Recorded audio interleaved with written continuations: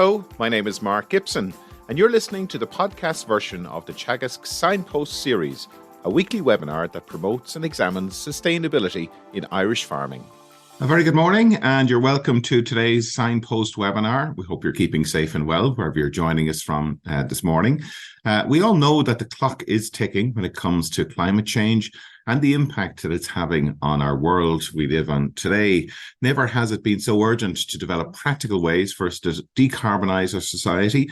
So today we'll be discussing how innovation is driving climate action in the dairy sector. And to tell us more about this, we're joined by Stewart, who is coordinator of the Climate Kick Deep Demonstration Partnership. Good morning, Stewart. You're very welcome to today's webinar. Good morning, Mark. How are you? I'm very good. Good morning, all. Could you tell us a little bit about your own background and what brought you to this project that we're going to discuss today? Yeah, sure. So, look, I suppose essentially I'm farmer's son, no farm left for me. Went off, worked overseas in international development of all things for a long time on agriculture and sustainability with subsistence farmers mainly all over the world. And then came back to Ireland and was kind of looking to get involved more in the Irish agri-food sector, just with family stuff and all the rest. Didn't want to be traveling so much anymore. And this role came up. The partnership had already been agreed between DAFM and EIT Climate Kick, and it's actually mentioned in Food Vision under Mission 4. And they were looking for someone on the ground here in Ireland to kind of be the boots on the ground and the local content person, I guess, essentially. Okay. So I applied and I got the job. and in a nutshell, how would you describe this EIT Climate Kick? How does it exist? So the EIT bit is the European Innovation Technology, and then you've got a climate, and then the KIC bit stands for Knowledge and Innovation Community. So there's more than just us. We have about 130 members, and we're always looking to expand that. So it's a partnership. It is a community of like-minded organizations, I guess. All of our funding would have initially come from Europe, and we would have passed that on through accelerator programs and entrepreneurship programs. But that is shifting now. Our funding is coming to an end, and we're looking for ways to use what we've learned over the last 10, 12 years to really catalyze climate action.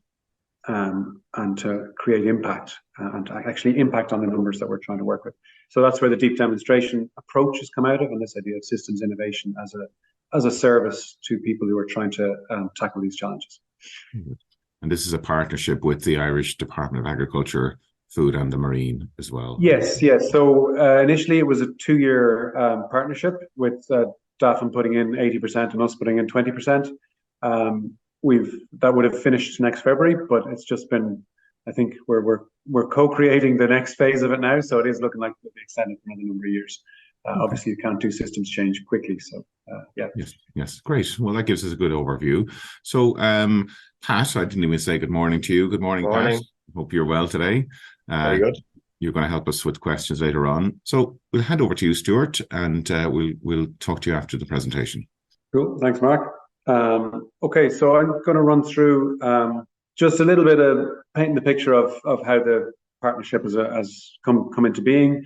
Then I'm going to talk a little bit about our process and our approach to systems change and systems innovation. And then I'm going to talk a bit more about specifics to the project that we're working on here at the moment. And then we can open up for a Q&A at the end. This partnership was already kind of agreed in some ways in the Food Vision document. It's under Mission 4, where there was a commitment to engage with partners to develop a coordinated set of innovation actions and to collaborate with other networks and to try and to support the transition to a climate neutral and circular bioeconomy. So that's how it kind of started out. So I suppose, what does a systemic approach bring to Ireland? This is kind of standard enough stuff in some ways. And instead of looking at the different parts of the puzzle, we look at the whole puzzle and what is the big picture and what are we trying to achieve. Instead of analyzing just individual little parts, we're looking at, okay, taking all that together, synthesizing that information and looking at the root causes of why, whatever the problem is, and trying to address that. And then we're trying to be as participatory as possible and to have as inclusive decision making as possible, to co-create solutions as much as possible. This is always a challenge because just getting the time to go and sit with people and meet with people and engage is a challenge. But we're doing our best to try and build that in, and I'll talk a bit more about that later. And then from working in this place where you expect to know what your answers are going to be, to being a little bit more open-minded and going, okay, let's just stick to the process and see what comes out of it, which is not always easy. And it's a very different way of working than probably my previous background in consulting, where you're expected to deliver, this is what you're going to deliver, off you go. Whereas with this process, it's much more, okay, let's figure out, get the right people in the room, let's go deep and see where that takes us, and then go again. And I think that bit about going again is the last point there, about the moving away from linear to more regenerative circular design ideas. So we build in, we're trying to build in learning loops. So we don't have to get it perfect the first time, but we reflect on that and we go, okay, what can we do better? We go again and we get it better next time. So it's continuous improvement, really.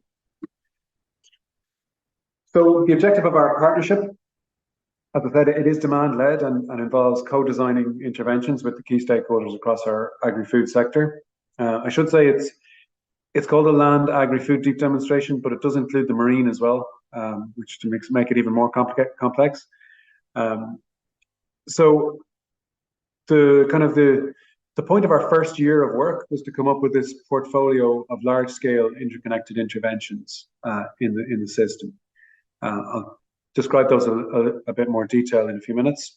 But that's our theory, is that there is no silver bullet, that you have to address multiple things at the same time.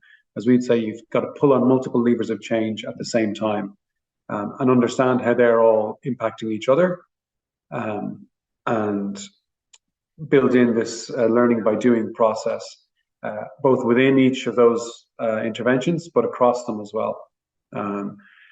So hopefully that helps us make better informed decisions and about our choices to meet our climate goals. So that's a little bit on the background. The process so far here in Ireland. So I guess we started in March last year, really, maybe April kind of time. And we spent a long time doing stakeholder engagement. I suppose we have a kind of a basic 4-stage process. It's never as simple as putting things into 4 very defined steps. There's always 2 steps forward, 1 step back, 3 steps forward, 4 steps forward, 5 steps back, kind of a thing going on.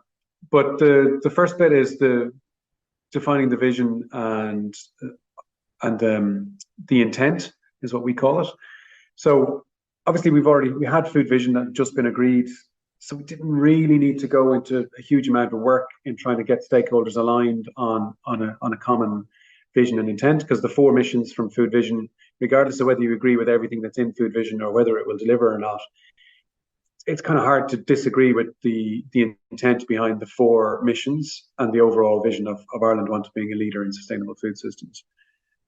So that was an easy enough. We had a lot of the groundwork had already been done for us in that respect, and it was just kind of validating that and then moving on. And then the framing then is defining the intervention strategy. So what we did was we looked at the agri-food system in Ireland, we mapped it, not a classic systems map by any stretch of the imagination, because it is so complex here, and we felt it would have just looked like a big ball of string. But we did map it, and we spent a lot of time engaging with stakeholders to understand what's behind the numbers in terms of our national statistics and stuff on the various aspects of the system. And then we looked at, so what are our problem spaces, or as we kind of framed it, our innovation space, so look at it from a more positive perspective. So we kind of frame that as a cube with 3 axes with different things on each axis. And we kind of look at this is all our interventions need to fit in here. So anything we want to do needs to touch off all 3 axes. and connect it up, the cube should be full, essentially. There should be no blank spaces in our cube. So that's essentially, I know that could be a little bit hard to get your head around. It took me a long time to figure it out, but that's essentially what our theory of change is around that. So then we get on to this portfolio piece, which is where we've agreed, our stakeholders have helped us come up with this portfolio of actions. We're currently in this activation phase for that portfolio. So we're trying to get kind of co-design the actual, we have the topics, we have the ideas, but we need to build them into an actual tangible deliverables and projects. And we're working on that at the moment. And we've put success metrics to those. And then we're into this final stage, which is sense making and the feedback loops, where we build into the design of our work opportunities to reflect on what we've done. Has it worked? Has it not worked? To pull in information from outside, so make sure we call it innovation scanning, to see what's happening in the rest of the world, and is there stuff that we can just pull into the Irish situation, not just the rest of the world, but outside of our initiatives here in Ireland, to make sure that we stay on top of the game and we don't miss a beat. And hopefully then that leads to better decisions and better solutions and more impactful solutions. That's the theory. So, as I said, we did a huge amount of stakeholder consultations. We have a consultative group, a multi-stakeholder consultative group that oversees all of this. There's 25 organizations on that, ranging from Department of Agriculture, Department of Environment, Department of Higher Education, Department of Taoiseach, Department of Enterprise. Then a lot of the state agencies, so Teagasc are obviously on it. We'd have Board BIA, Quilcha. We have the Strategic Investment Fund, Bank of Ireland, some of the farming organizations, and then some industry reps as well from the meat and dairy side, and also from the marine bioeconomy side. I'm probably leaving a few people out there, so apologies if anybody's on the call and they're feeling left out, but it's quite a diverse group, and they kind of approve or not everything that we do. So we get together maybe once every quarter to discuss how things are going.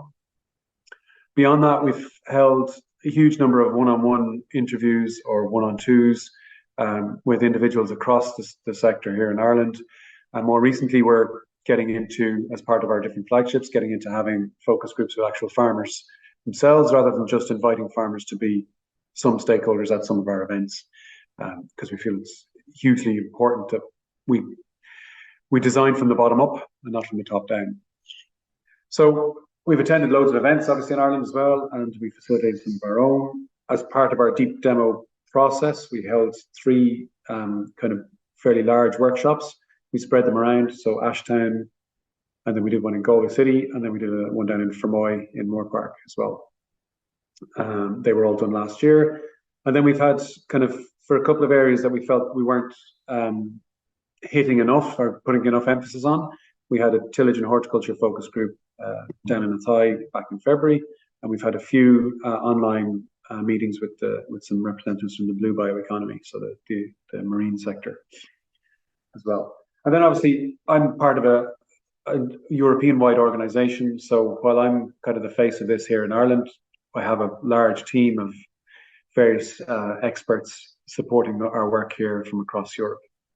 So we pull on them as well, and our wider climate kick community as well. So all of that, and we had kind of 4 kind of documents, I suppose, that we produced. The systems map I mentioned. We also did a policy insights report, which looked at climate action and CAP strategic plans across, the CAP strategic plans are across 8 European countries, and then 4 other countries as well that aren't in CAP, so outside Europe.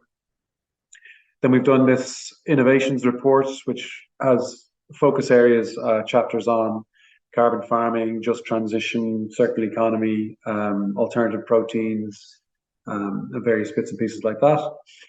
And then we obviously have to find, part of our mandate is to find the funding to implement all these things that we're talking about as well. So we're looking at, we started scanning the funding and financing landscape, and this work has moved on now quite a bit.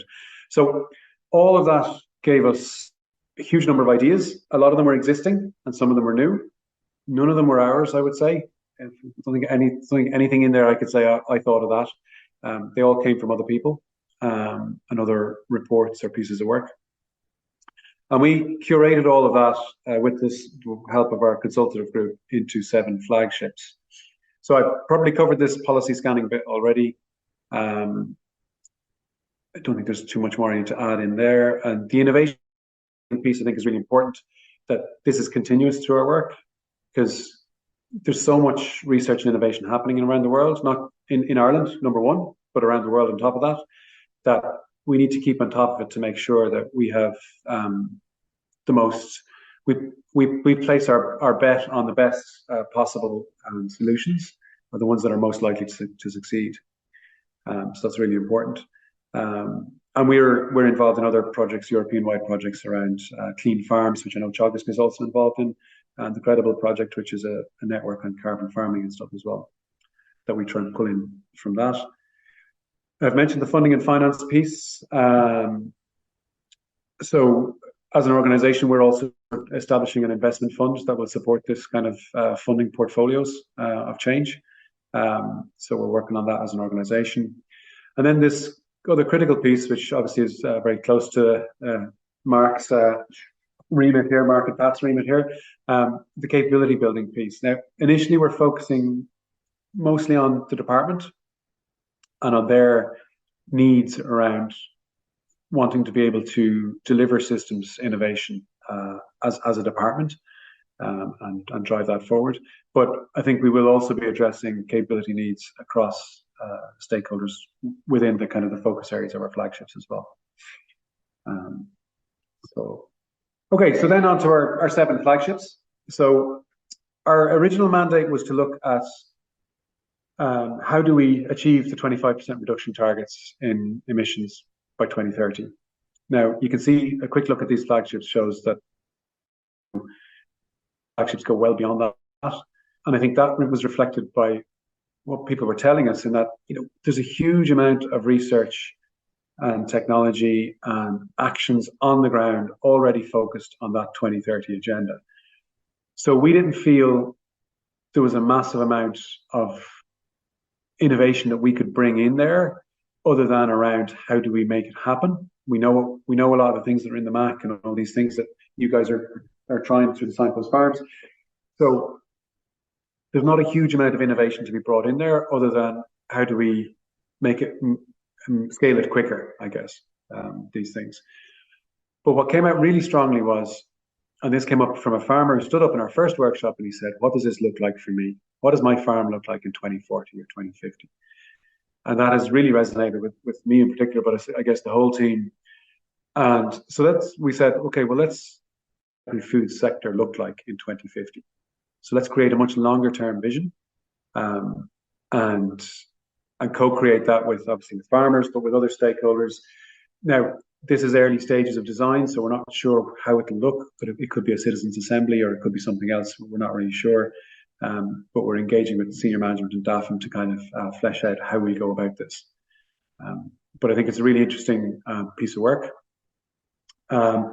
The second flagship then is around looking at new value chains or new products from existing value chains. So, you know, all the stuff we produce today is great, but it may not be what we'll need in the future. There's always new things coming online, and there's, you know, we've got grass biorefining, for instance, where you can break down grass into 4 different parts, and each part has a value, and there's all kinds of different things we could be doing. So this is kind of saying, okay, look, we've been brilliant at pharma and tech in Ireland. So what are the bioeconomy industries of the future that we want to make sure we have here in Ireland? And trying to plan out that and build in that and invest in it. And then flagship 3 is very much around the kind of a more place-based, as we would say, or a regional circular bioeconomy. So how do we build out circular bioeconomy on a regional level? This one is already well underway in the design phase, and we've been engaging with the 3 regions, so the East and Midlands, South West and Northwest, I think. I'm looking at how we can build that out. Then the bottom 4 flagships are the ones that I'm kind of more responsible for. My colleague Denise kind of leads on the first 3. So flagship 4, it's the National Carbon Farming Framework, essentially, which we hope will go beyond carbon farming and include biodiversity, nature credits, and emissions reductions as well. But I'll talk a bit more in detail on that one shortly. Flagship 5 hasn't quite started yet, but we're just at early stage. We're looking at how do we, and don't kill me for calling it climate neutral beef. It could be sustainable beef or whatever. We haven't kind of settled on a terminology here yet. But to look at the premise being that, from the meat sector, a lot of people will say, well, some of our more extensive beef farmers are probably close to being climate neutral already. So we're saying, okay, well, let's look at defining what that would mean on a farm, and then let's look at baselining some farms and seeing where we're at. And then is there a possibility to get a premium through the market for a certified product? So that's kind of what we're thinking of there. But as I said, very early stage on that. So happy to don't hold me to anything in particular on that one just yet. Flagship 6 on the dairy, this one has started. We've had some funding to actually get some different consultants or partners engaged on this. This has started in the last month. So we're trying to co-create with the dairy sector. What does sustainable dairy production look like? So this goes beyond the 25% reduction. What would actually a fully sustainable dairy production system look like? And that goes beyond environmental to include, your social, your economic, and I think we were having discussions the other day about even partly this kind of idea of inspiration, like to be proud of your product and the way you produce it, and to see a future in producing it. I think there's a bit there which is kind of interesting. So we're working on that at the moment, and then once we kind of come up with the definition is not quite the right term, maybe the boundary conditions or would be a better way of looking at it. Once we come up with that, then to kind of go, okay, what would that mean then for the dairy sector as it is now, if it were to transition to that? Is it even possible? And to figure that out. So that's that one. And then Flagship 7 is growing and diversifying the tillage sector. So there's a food vision tillage group established back at the beginning of the summer, I think. So we're kind of waiting for that group to finalize its deliberations before we kind of push ahead, because we don't want to operate in parallel. We'd rather wait and see what comes out of that, and then we can take that and run with it and help to try and implement it, some of the recommendations from it. So that's our 7 flagships. In terms of the structure, the way all this is set up, so at the bottom of the screen there, you'll see we have our 7 flagships, F1 to 7. So for each flagship, we've set up kind of or we will, if we haven't already, set up a delivery team of a bunch of different stakeholders that are keen to drive it forward. Then we have what we call our portfolio management team, which is ourselves and DAFM. We have a kind of a tight-knit partnership there that will drive it forward. And then at the top, as I mentioned earlier, we have our consultative group that kind of oversees everything, and they will be doing kind of checking across all the flagships to see how they're going, not just the individual ones. So probably mentioned a good bit of this already, so I don't really need to go into it in too much detail on this slide. But the idea around a national carbon farming framework, this was something that was in the DAFM's Climate Action Plan already. It came out strongly as a priority with our stakeholder engagement. So there was an obvious kind of, well, let's work on it together, which is what we're doing. And I think just to kind of give a little flavor of how we've set that up, we have kind of 3 work packages. So there is a public consultation document available on the department's website at the moment, which please do go on and give your feedback. The questions aren't particularly heavy, but there is space there for your own comments or reflections at the end. But it will give us good direction on what should be included in a national framework.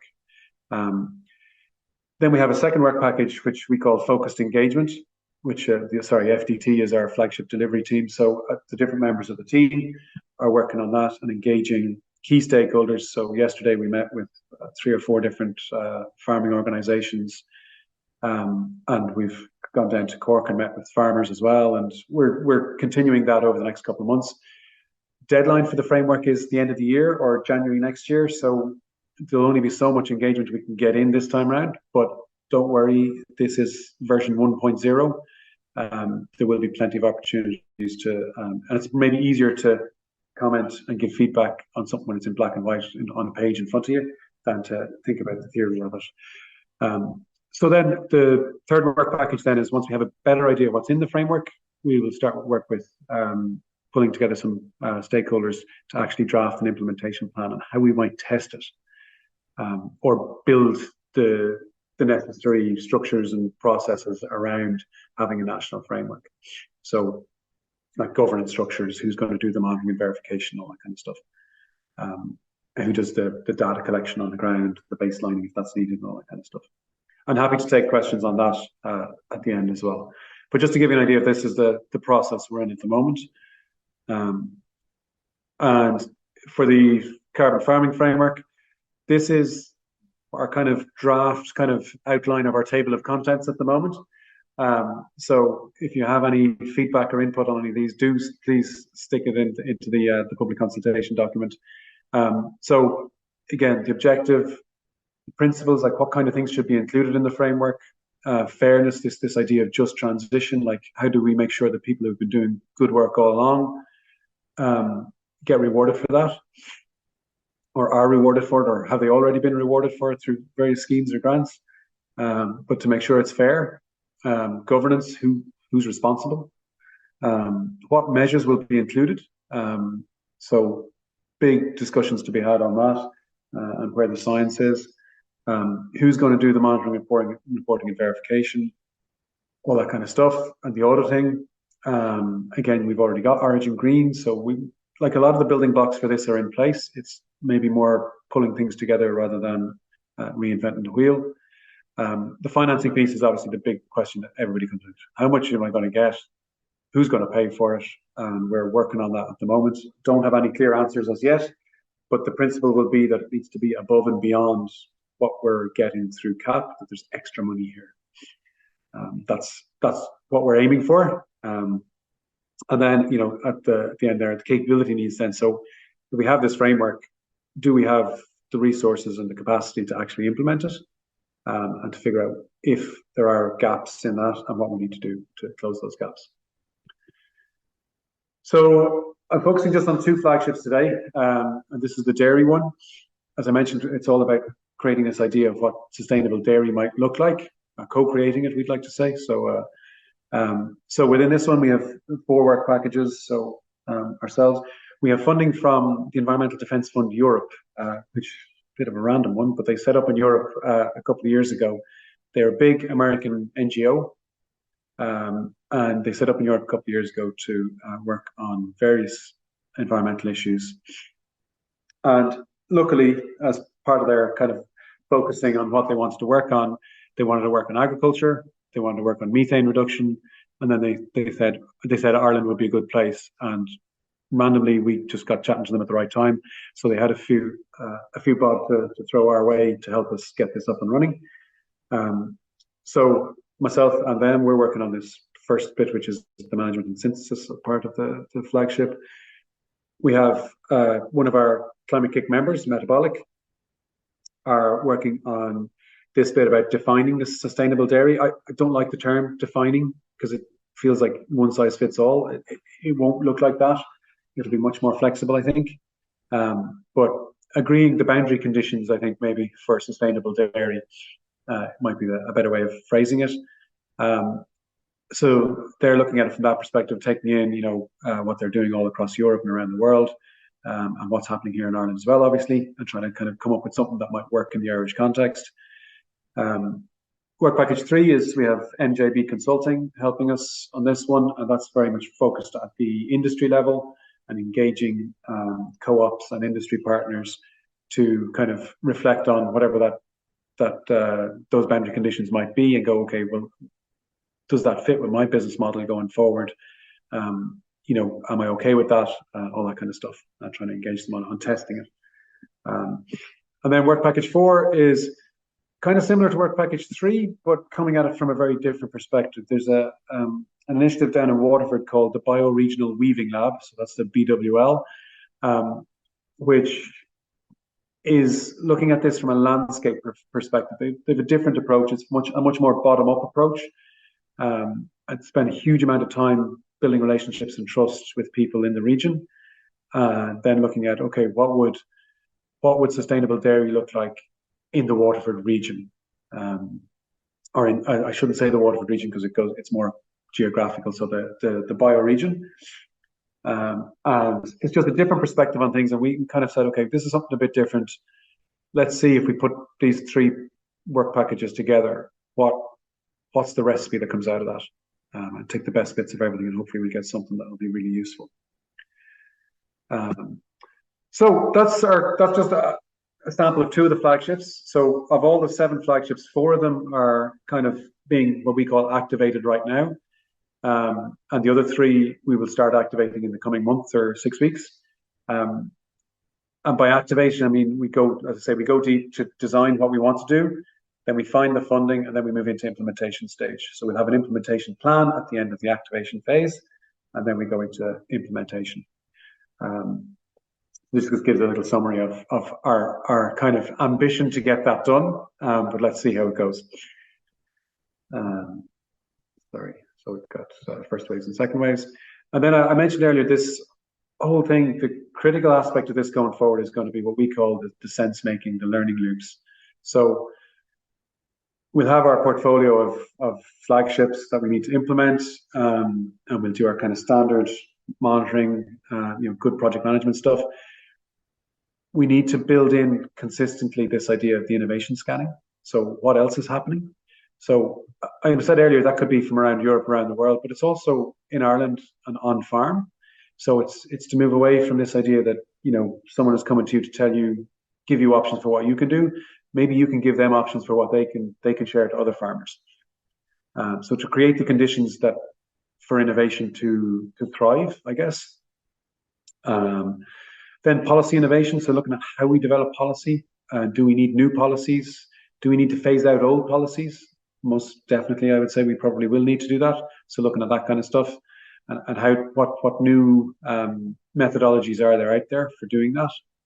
And then obviously the financial architecture, find the funding, maintain the funding, grow the funding, all that kind of stuff. From maybe non-traditional sources. So this won't be looking just at EU and state funding. We'll have to look at investment, environmental, people want to philanthropy and that kind of stuff as well.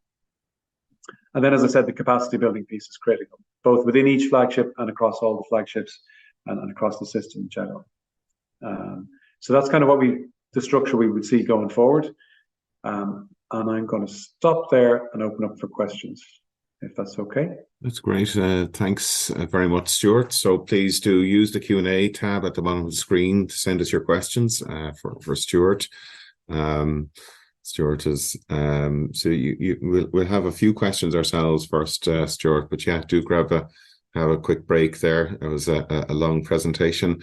So this seems to be a very strategic project, looking at longer timelines than beyond the 2030 timelines. If we were to ask you just in terms of the impacts on advisors and farmers, is this focused more post 2030? Would you argue, or is it what do farmers and advisors need to be keeping an eye out for and from this project? I think it's both. I mean, we have to reach our 25% reduction targets for 2030. So we want to, but it's not just those targets. There's also, biodiversity targets, water quality targets. There's growing the tillage sector by 60,000 hectares by 2030. There's all those bits in it as well. It's not just the climate bit. So we're hoping that all of these things together can help us. No, it's not this initiative isn't going to do it on its own. There's just no way. But hopefully it can help to put a framework in place to join the dots between all the existing great stuff that's happening. And say, okay, let's all pull in the same direction, and to get this done. I think in terms of farmers, I suppose what we'll be looking for is to engage farmers more face to face as we design the flagships, but also through implementation to set up some kind of continual reflection focus groups that come back every 6 months or a year, or whatever. I don't know how we'll set it up. But to make sure we get the ground truthing bit right, because very easy to kind of go and say we're going to do this, that, and the other, and then somebody tried that before, it's not going to work, and you have to build that relationship and that trust and all that kind of stuff to move it forward. So I think with the MAC we have a lot of these on-farm climate mitigation measures in place. I don't think there's a big ask beyond let's get those implemented. And I think with Flagship 4 around the ecosystem services or carbon farming, what we would hope to do is to bring in let's call it a scheme through the framework that will pay for some of those things. So, you're not just getting paid for your products anymore. Well, I know there's obviously you've got acres and all the things. We do get the schemes, we have get paid for the environmental schemes. But can we have that additional piece of value for a farmer that makes them, I don't say makes them, I hate that term, but that when you're making a decision on your farm about how you want to manage it, that factors into your decision. Okay, well, if I raise the water table on that field or I shut off that corner and leave it for biodiversity, well, maybe economically I'll be better off, and environmentally I'm doing the right thing, and that just works in my situation. Maybe I'm a part-time farmer and I don't have the time to be. Maybe I could cut my stock a couple and still be doing the right thing and have everything just right, and maybe get a premium price for my product potentially down the line. I think that's where we want to get to, but maybe that's a bit utopian. I don't know.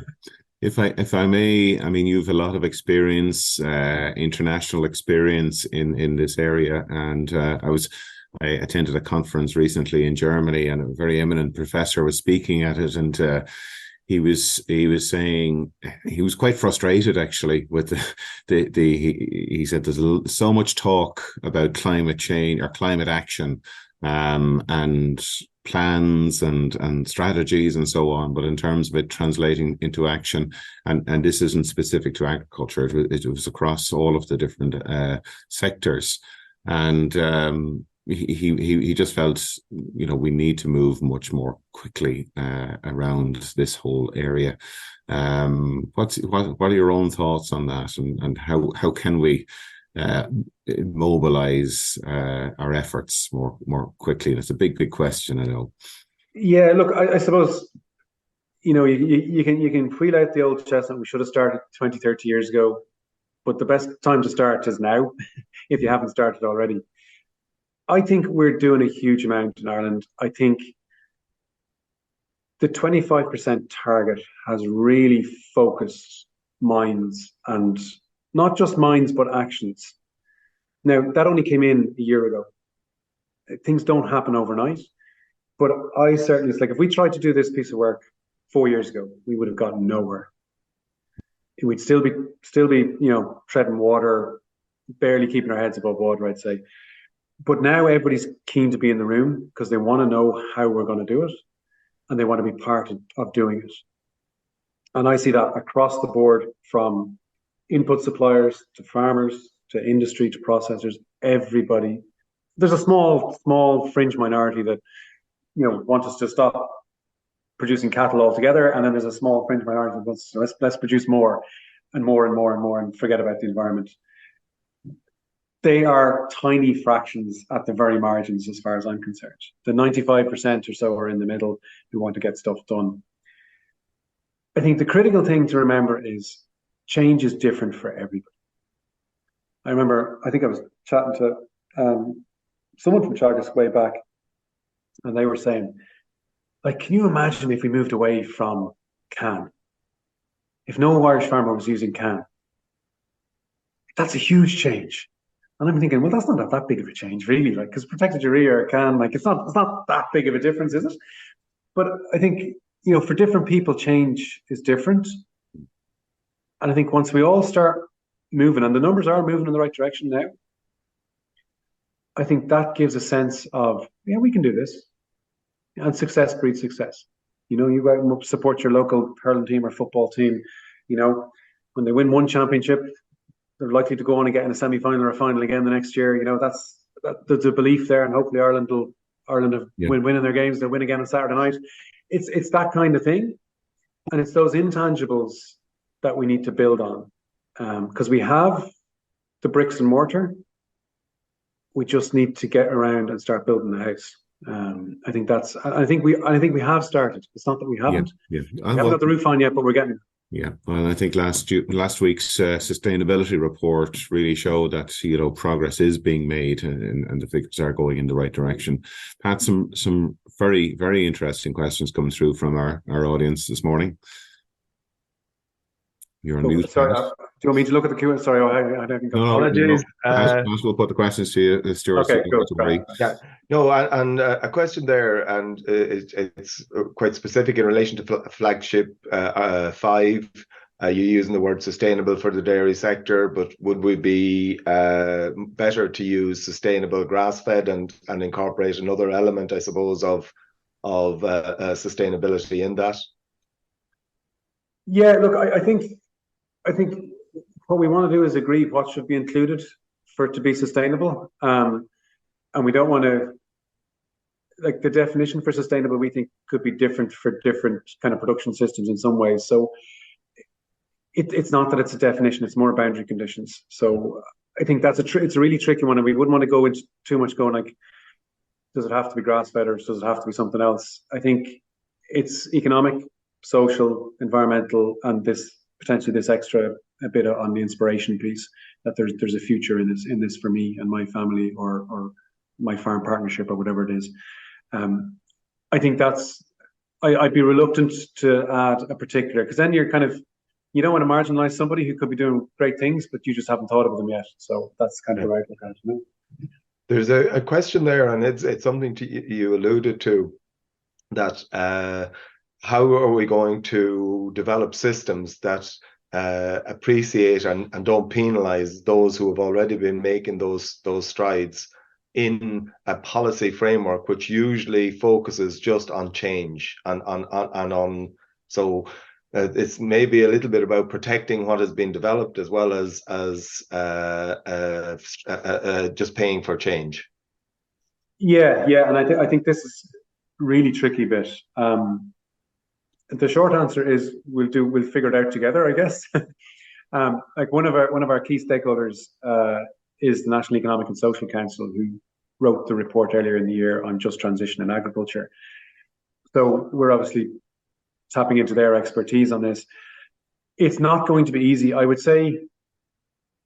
Currently, and this is me speaking, I'm not speaking for anybody else, I don't see anything that would disincentivize good work that's been done already.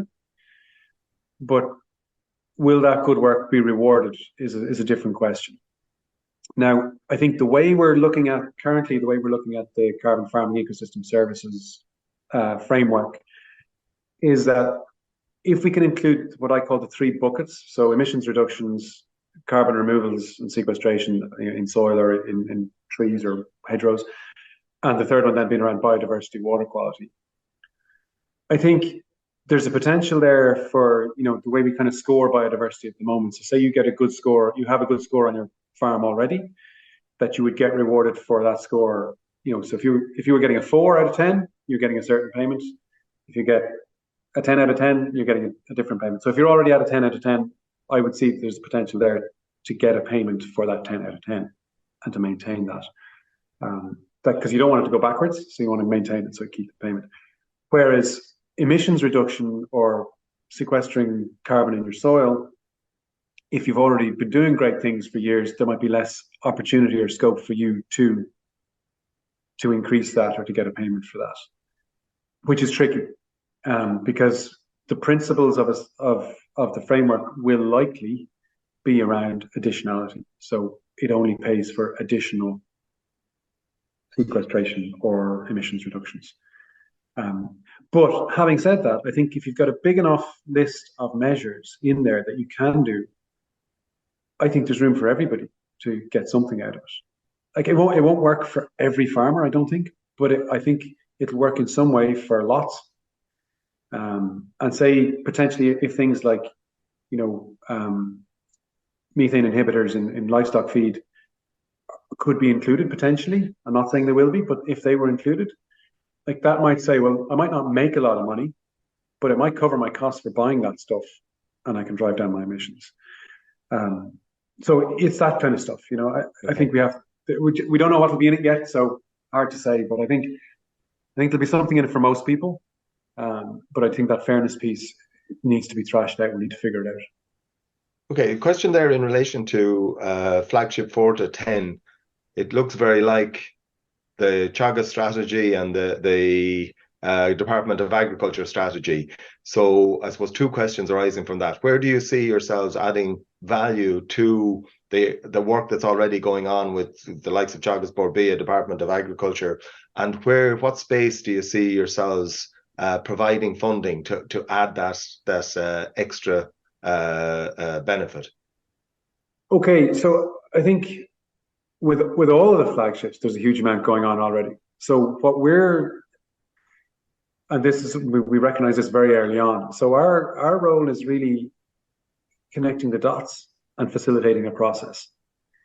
It's not reinventing the wheel here. Like, there's so much good stuff happening that with a little bit of tweak and shift and maybe a bit more funding, we can really hit the ground. Well, we're already hitting the ground walking. We can get up to a run, I think.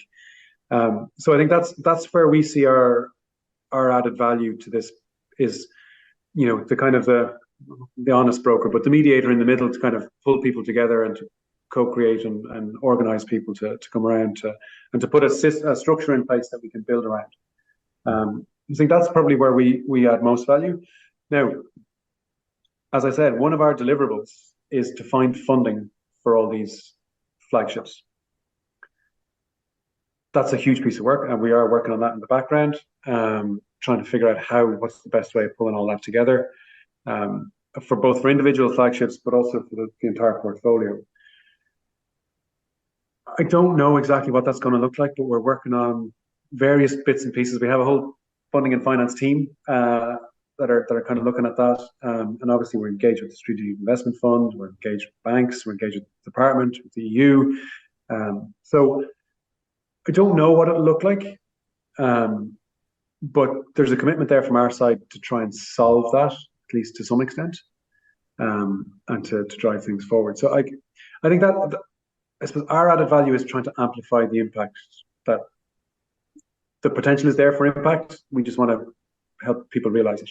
I think that's probably where we come in. So, and maybe I'm being a bit too picking my own role up here, but well, and realizing you're at an early stage of the development of all of this. A question there in relation to the I suppose the relative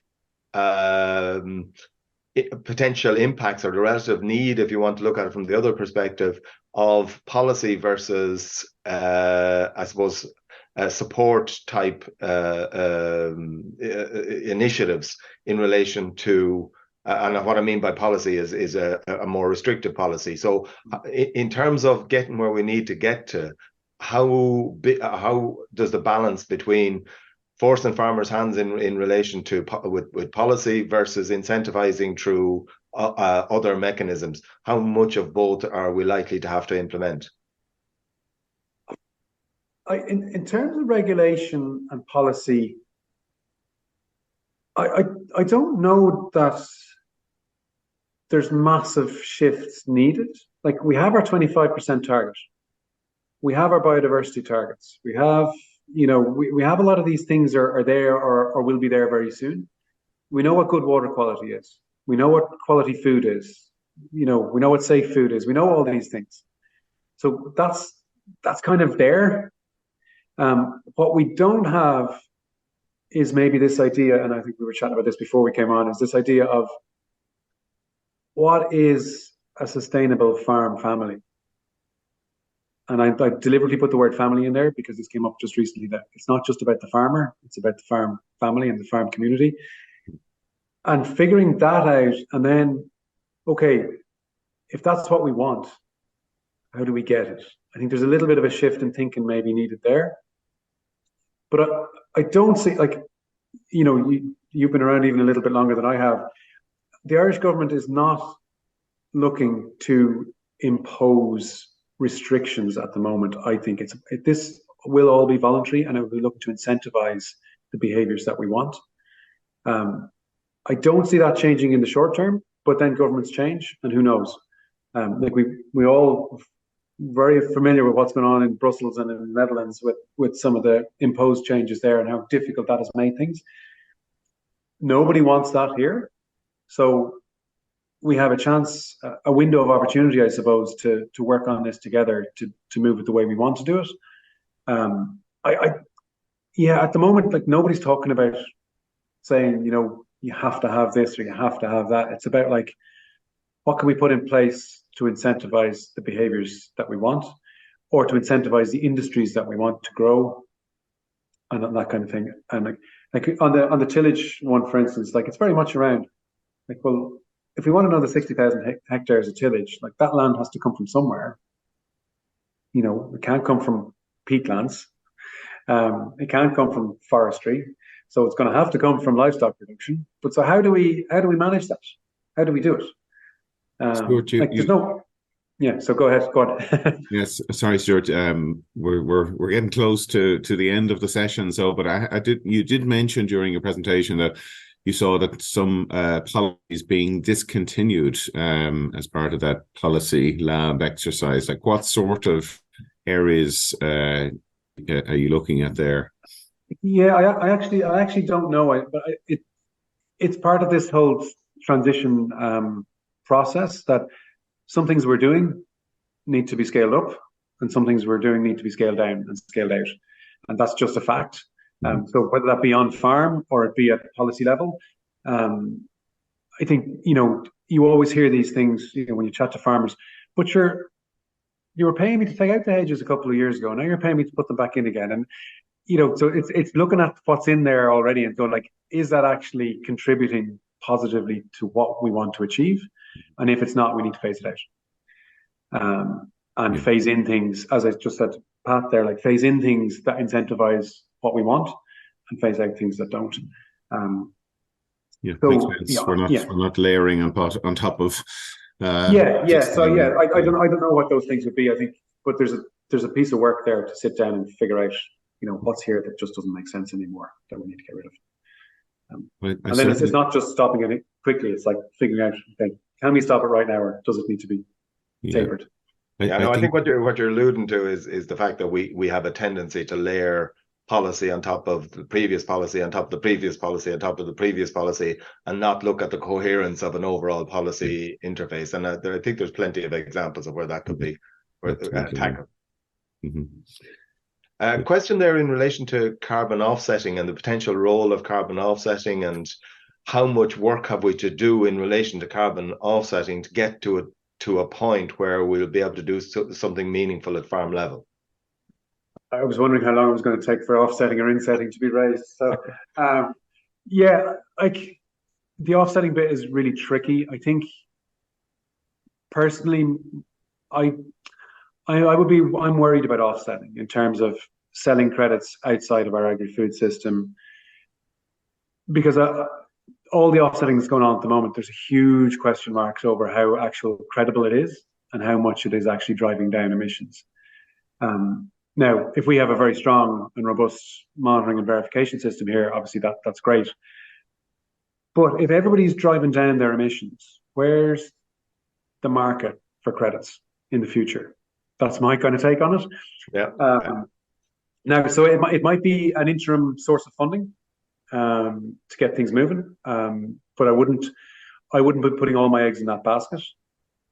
However, trying to tie a price premium, or consumer ultimately paying a premium for sustainably produced product, which would be insetting essentially, is a real challenge as well in some sectors more than others.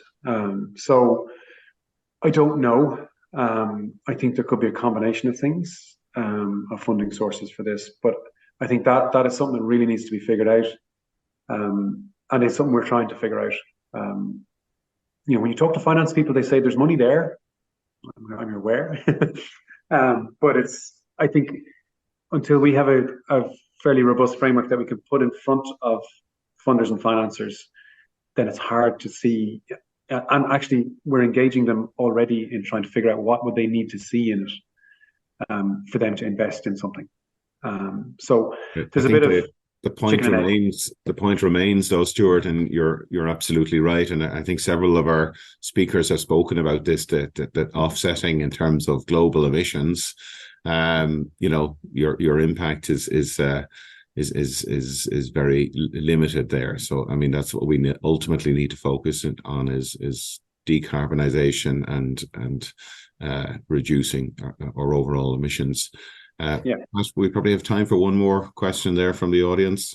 Yeah, no, there's and I suppose a question there in relation to the type of initiatives and the type of innovations that you see yourselves funding, to get an understanding of where the opportunity might be for others to work with you. What are the areas that you're looking at there being a potential for funding? Look, I was chatting to someone the other day about setting up.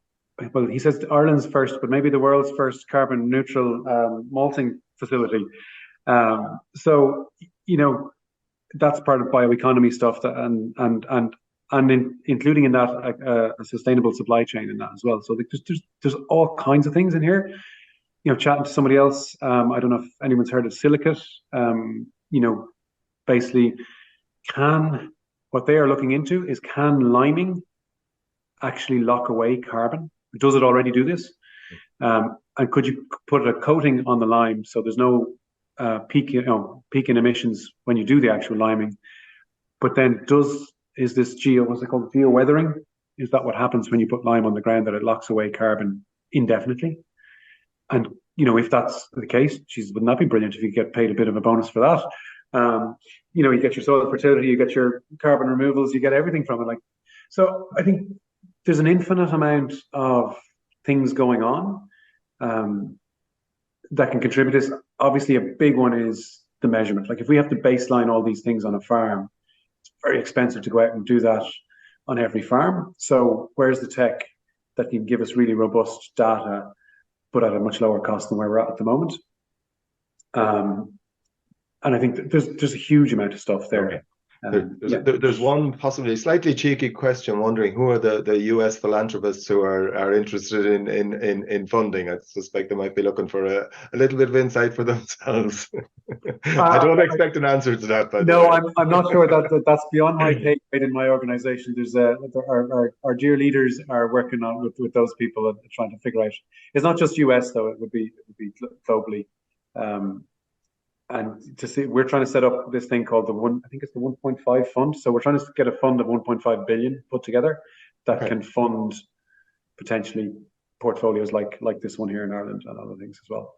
Okay, we're going to have to wrap it up there, Stewart. We did have one final comment there. I do want to read out just in relation to farm size needs to be taken into account, and our definition of the family farm, I suppose, needs to be reconsidered, and particularly with the increasing size of farms that has been happening over the last number of years, and the viability obviously plays a big factor in there. So look, Stewart, thank you so much. Really interesting presentation, and I think that if people want to find out more about the project, there is a project website, I understand.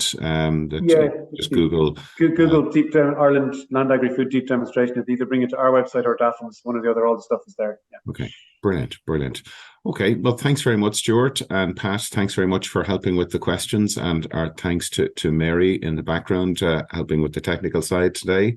Next week we'll be joined by James Rambod, who's a technologist with Teagasc, and we'll be discussing farm data to decarbonisation, building the backbone of a national carbon monitoring network. So James has some really interesting work that's going on across the whole of Ireland to monitor the carbon emissions from our farmlands. So until next week, and just a final reminder that today is brought to you as part of an overall series of events as part of Sustainability Month in Teagasc. So do look up the Teagasc website to find out more about events, and be it digital or face-to-face events that are happening over the course of the month. So there's lots happening there, and I'm sure there's something happening close to where you're based Teagasc, wherever you are in Ireland. So until next week, take care and enjoy the rest of the weekend. You've been listening to the podcast version of the Teagasc Signpost Series, the weekly webinar that promotes and examines sustainability in Irish farming. Don't forget to join us live every Friday morning for our latest webinar. For more, visit teagasc.ie. And you can also rate, review, and subscribe to the Signpost Series on Apple Podcasts, Spotify, or wherever you get your podcasts from. I'm Mark Gibson, and thanks for listening.